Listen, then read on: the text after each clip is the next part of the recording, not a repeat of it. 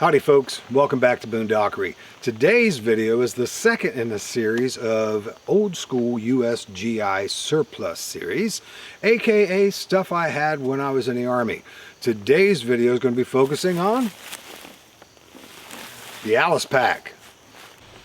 Now when I was a very young lad, at the ripe old age of 18 years old, walking through the lines at the CIF Central Issue Facility with my duffel bag, taking all of my gear and shoving it in the duffel bag, I didn't think about the stuff I was getting. I didn't think about the history, the development, the design of these things. I just grabbed the stuff and put it in the bag and kept my mouth shut. However, when we got back to the barracks, it was sort of interesting because people had different stuff. It was all sort of kind of the same, but it was different.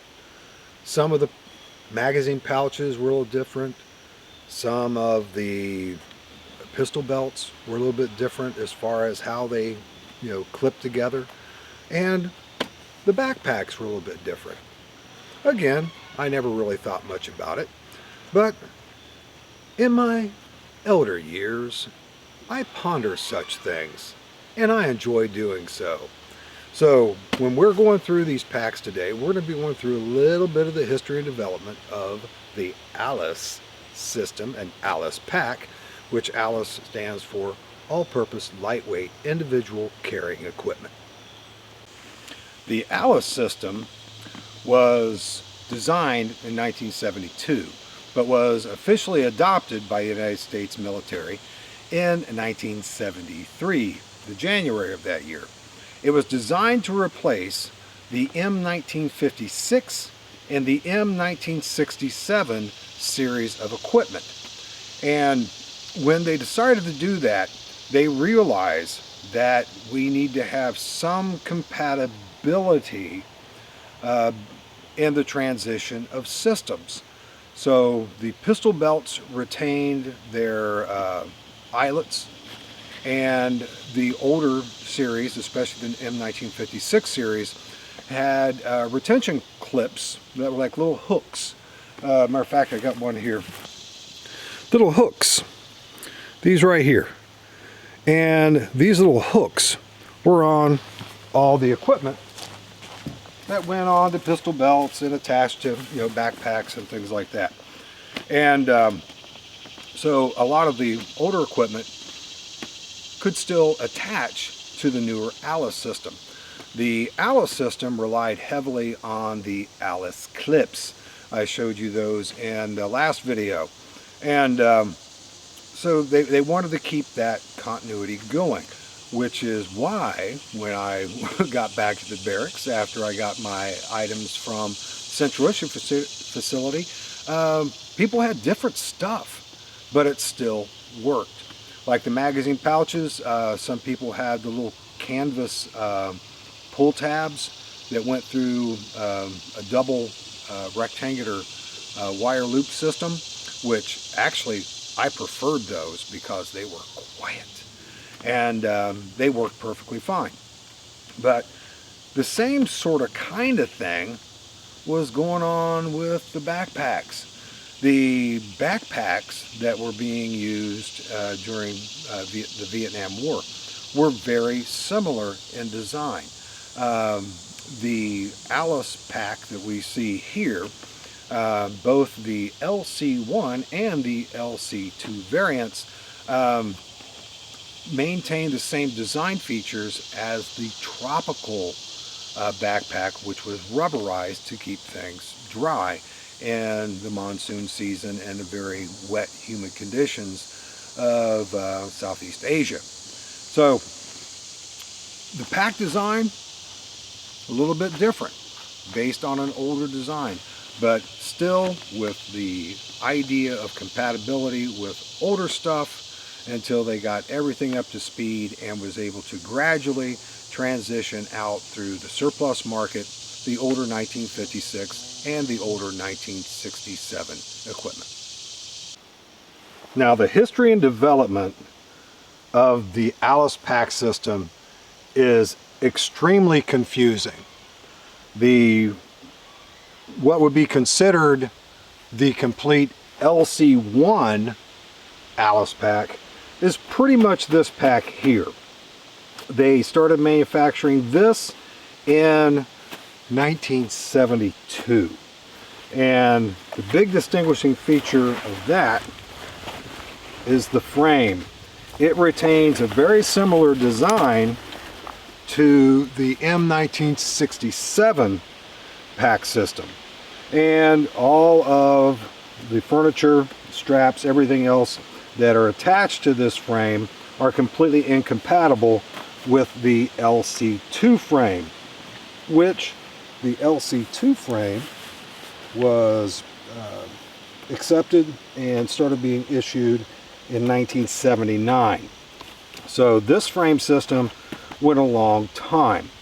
Now, the packs, both of these packs are LC1 packs. And they have been manufacturing simultaneously the LC1 and the LC2 packs from 1976. So from 1972 to 1976, they were only manufacturing the LC1 pack. And the only real differences of the packs, because they retained similar characteristics for a long time, is primarily the dimensions and the buckles. And I'll read off the differences in the dimensions here. The LC1 is 20 inches by 12 and a quarter inches by 4 inches. It weighs 3.1 pounds.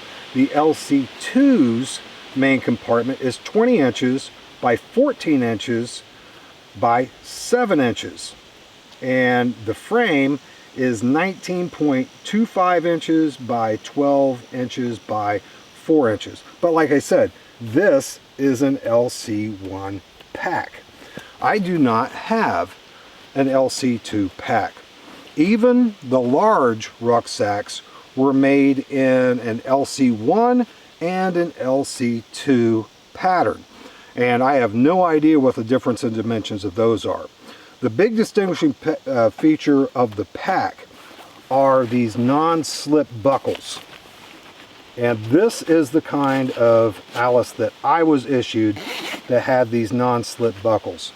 I would say that even though they were being manufactured simultaneous with the non-slip buckles, these buckles would probably be a little bit more expensive. And where these slide glides, ladder locks, whatever you want to call them, these were much less expensive to manufacture.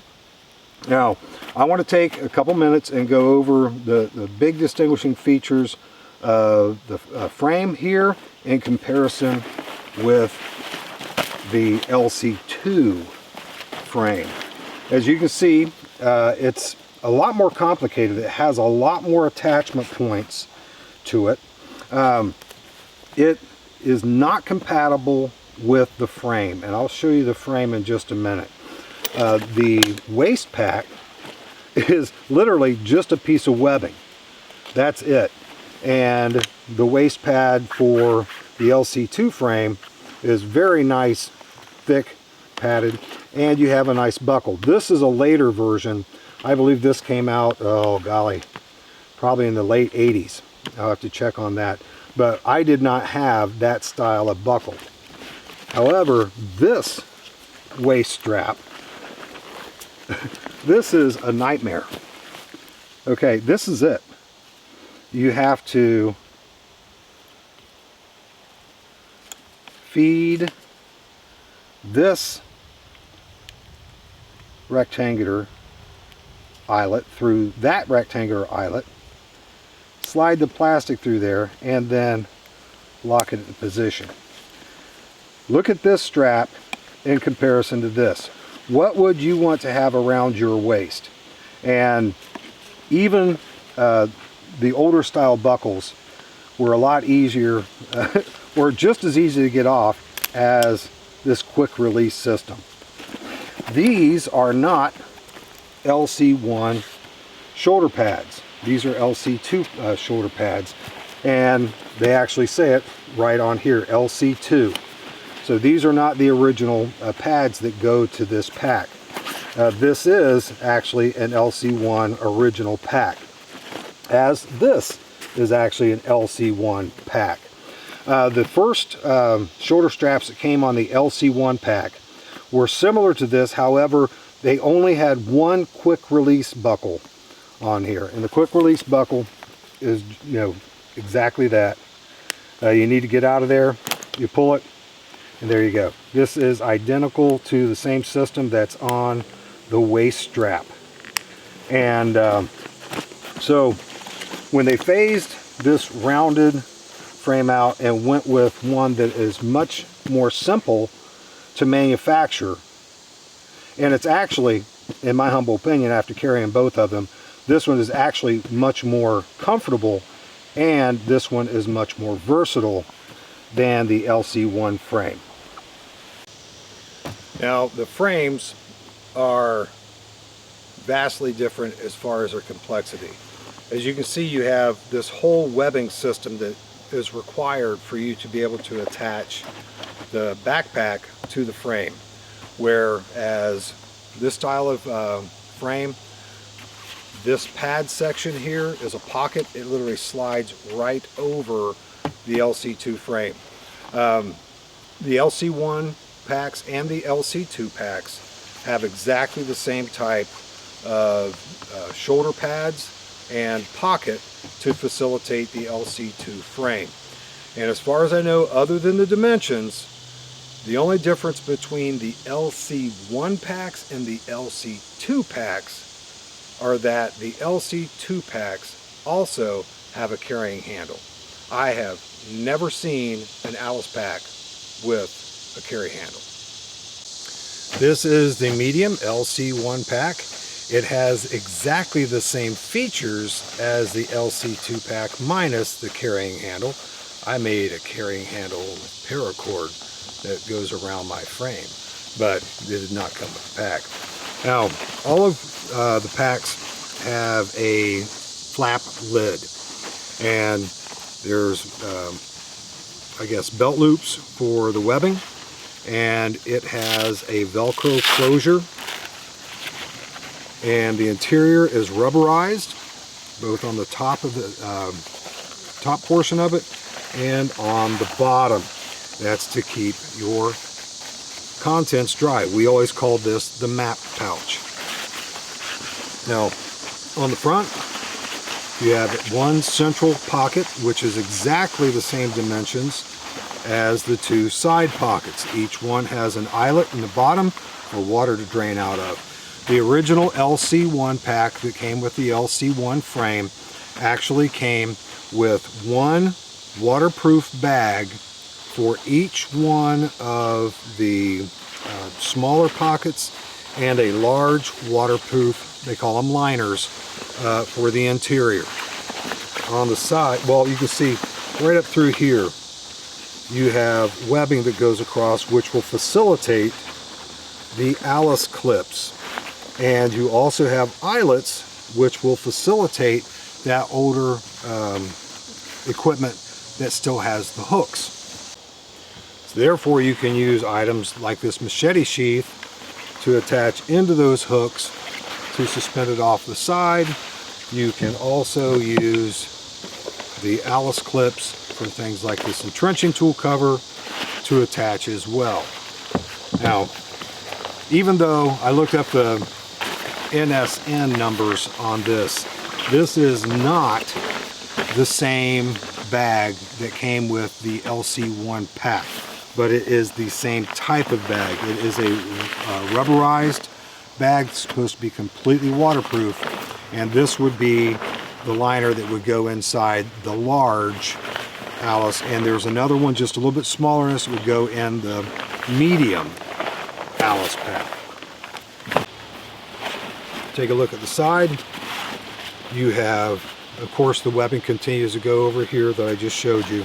You have a belt loop, basically, and they have a specific type of strap that can go all the way around and through here to actually pull the pack in and secure your load. You have another short section of webbing here with eyelets so you can attach other things. At the bottom you have a ladder lock and webbing to attach your pack to the frame. On the bottom you have two more little belt loops, so you can run straps through those to secure something on the bottom of the pack. And you can also use the LC2 frame slots to do the same thing. The main compartment is actually pretty large, and in all A.L.I.C.E packs you will also have an inner pocket that is designed to put a PRC-77 radio in. So you can also have a radio in the pack as well as some of your other items that you either need for the radio, or you can have your personal items in there as well. Almost all of the A.L.I.C.E packs I have seen has this exactly same kind of a cord lock, so you can cinch in your opening and lock that into position. And I always tie a slip knot in there, so if it does come undone, it's not going to open up completely. On each one of the shoulder straps, in addition to the quick disconnect I've already showed you, there is a locking slide buckle so that you can pull this good and tight.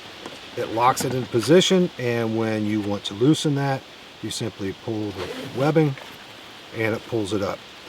These are fantastic little gizmos, and I've actually salvaged several of these from old unusable shoulder straps, and I use these to make rifle slings with.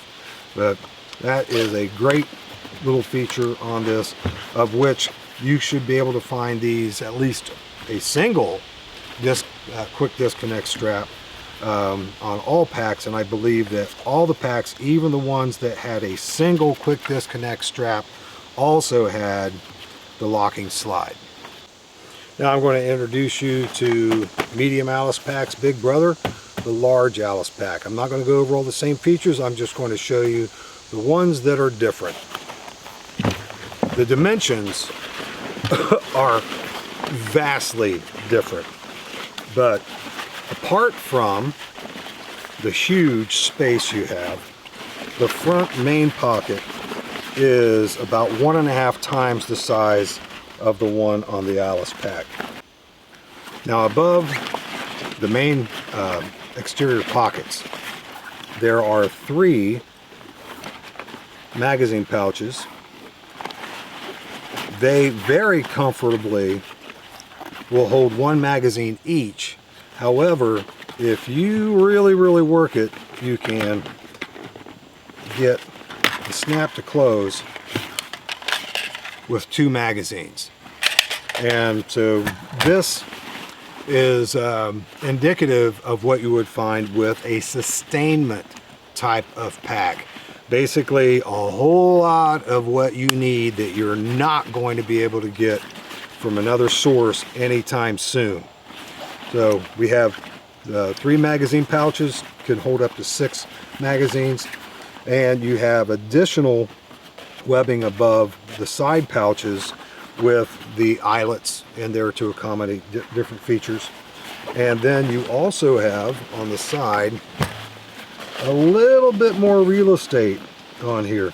You notice this pack is an older pack, and they did not include the eyelets on these.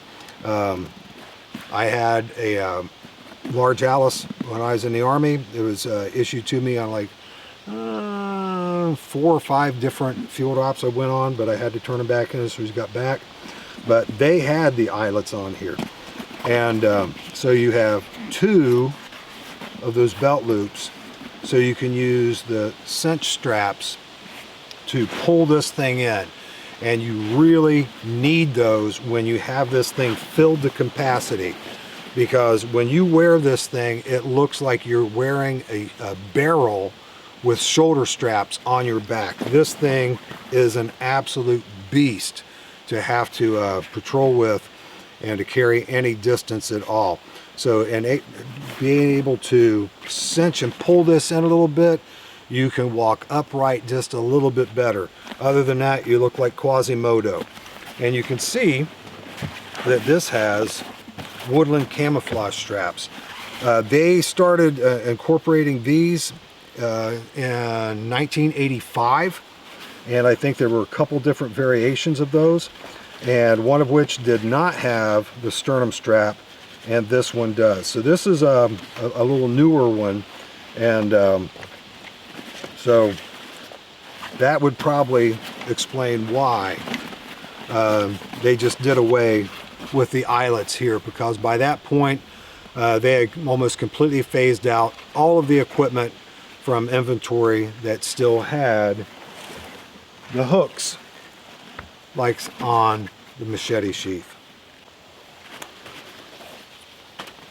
These are the straps that I was telling you about. I'm going to go ahead and run these through the belt loops and show you how it attaches. Okay, I already have them all hooked up, and what we're going to do, we are going to attach the hook here, and it does go in. There we go. We have that.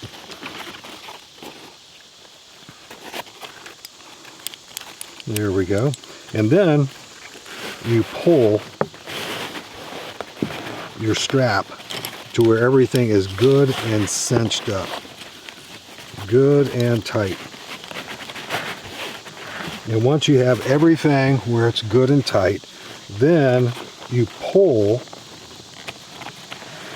this top buckle over, and when it is actually really good and tight, that locks into place and will hold this secure. And when you need to get it off again, just pop that up, and you can slide to release it, keep it in place, and get in, get whatever you need, and then get right back to it, cinch it, lock it, cinch it, lock it, and you have a very nice, compact, easy to transport pack that isn't going to pull you backwards if you almost sort of kind of stand up just a little bit, kind of sort of erect. Now in 1987 they actually did produce a woodland camo medium A.L.I.C.E pack, and but I don't have one of those. I got one of these. This, I don't know if it's actually technically part of the whole A.L.I.C.E lineage officially, but it is definitely an A.L.I.C.E pack, a very small A.L.I.C.E pack, and this was produced in 1998, believe it or not, a long time after I left the United States Army. And this is actually a radio pack. This reminds me a lot of, I guess, what used to be called the small A.L.I.C.E, which from everything I've been reading has been mysteriously left out of the conversation. And this is essentially the same dimensions as the small A.L.I.C.E. And it is designed to be worn at the top of the frame, where I believe the small A.L.I.C.E was actually designed to be mounted at the lower portion of the frame.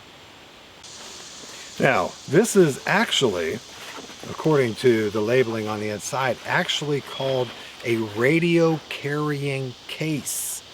And all of the dominant features that are on here, the pouches, the webbing, virtually everything is identical. All the eyelets, drain holes, everything on this is absolutely identical to the medium A.L.I.C.E pack, except it's miniaturized. All the dimensions are much smaller. However, when you get aside all of those like features, it's very different on the inside. On the top pouch, or the top flap, which you still have the map case, it's just miniature. So you have to put little teeny tiny maps in it. There is a section of Velcro that facilitates the ability to have your comms handheld, I guess what you call it, transmitter on there, like the push to talk microphone. Your headsets, whatever else, would be able to go in there, and then once you have that coming out, you can go ahead and do that, or antennas, any of those types of things that would be coming out away from the radio. So you have that. Then on the interior, first thing I notice right off the bat is you have locking hooks on webbing. I have no clue what these are for, but it's definitely designed to hold the radio in place.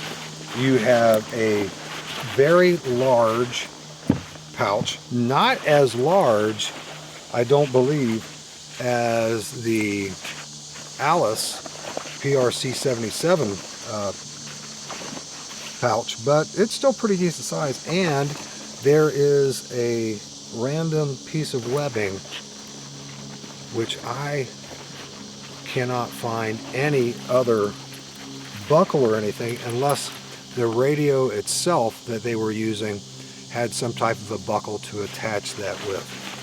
And on the exterior of that large pouch, you have a series of cinch straps with non-slip buckles. You have webbing here with a Fastex buckle all the way down through, quite possibly capable of being able to secure other types of equipment that you would need with that, antenna bundles, anything like that. But the rest of it is simply just one big opening. So I kind of like the idea of this for a radio operator. When I was in the Army, even though you could put the PRC77 inside your pack and carry it, it was really heavy, and it it really pulled you backwards, so you really had to lean in it.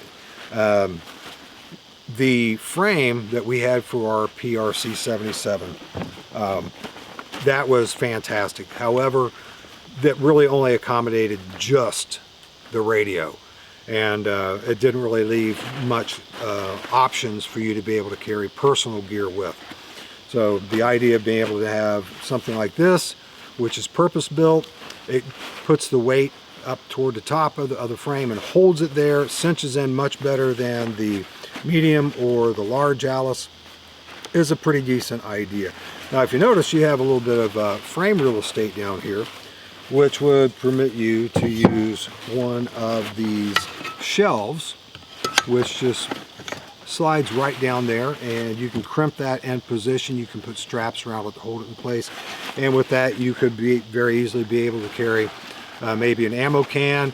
You could carry extra batteries. You could put something there that would require a rigid bottom that you could put straps through, because there's all kinds of eyelets and slots through the shelf in which you could use the frame itself to be able to secure any of that extra cargo that you'd want to put on there securely. Well, folks, from 1972 all the way up to 1998, that's quite a decent duration of time to be using the rucksack. And as I know from firsthand experience, people that have talked to me about it, when the troops first went into Afghanistan to put down the terrorist training camps, A lot of the Rangers that were fighting over there ditched their Molly packs and had people send them uh, large A.L.I.C.E packs for them to use, and it served them very, very well. And I am certain that there are forces still operating today that still prefer the A.L.I.C.E pack. The medium A.L.I.C.E pack is what I was issued, and we took the frames off, put them in the wall locker, never used the frames. I was armored reconnaissance. I was a Cav Scout in a cavalry troop, so we always had transportation to get us fairly close to where we're going. And when we went on recon, we went very, very, very light. We had our LBE and just a very few minimal things in our A.L.I.C.E pack. Several fuel problems. I was issued the large A.L.I.C.E because we were going to be doing LRP, Long Range Reconnaissance Patrol, and that is just an acronym. I was not a LRP member like the LRP teams in Vietnam. That just basically means we had to travel in a much further distance on foot, hang out in an area for a much longer period of time before we got back to our unit. And but we always had to turn those back in for some reason. It never made any sense to me, especially like for desert training. They issued us chocolate chips, and when we were finished with that training operation, we had to turn the chocolate chips back in. But, you know, it is what it is. Don't try to figure out the military, right? They'll make the rules as they do, and they'll change them when they feel like they need to. Well, folks, hopefully you enjoyed this probably long-winded tour of the history of the A.L.I.C.E pack. And even though this is old school USGI surplus, these are still outstanding packs. They're still very comfortable. They are definitely worth the minuscule investment that you can put in these things. I know you can find them dirt cheap, but there's a lot of places. Like I really was lucking out on every pack I have. They're virtually brand new, grade 1 condition, and I got them very good prices. I know, especially like the complete LC1, if it was 100% complete, that right there would, for its collectability, would pull in quite a bit more money. But in a pinch, if I had to use it, I could still use the LC1. It would not be anywhere nearly as comfortable as the LC2 frames with the pack set up the way they are on it. Well, folks, as always, thank you so much for watching, and I'll see you next time.